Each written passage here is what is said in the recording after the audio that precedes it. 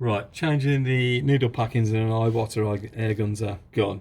It doesn't matter if it's the pressure version or gravity version, they're the same. Okay, so we've got the two packings from our kit. 3 packings are included in the kit. However, I think they include an extra one in case you drop them because they are fiddly, as you'll see on this.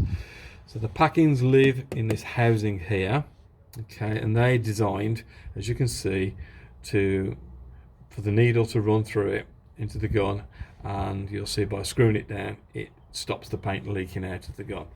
But okay, in that orientation with the chamfers either end, that way, okay, and then we're going to put them into the gun. It's a bit fiddly and a bit tricky, so what I tend to do is just that, shove the needle in the back end here.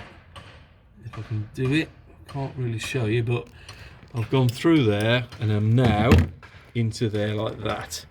This is where it gets a bit fiddly. Okay, so I need to try and forgive my fingers. Martin can capture this, but I then need to put that in that orientation. Once again, my needle through. I can't, yep, I'm through. Okay, so that's worked out well. Then we screw that all the way down.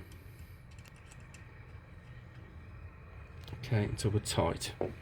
Then I'm just getting the gun spanners supplied with some of the air gun Iwata guns, but not all of them.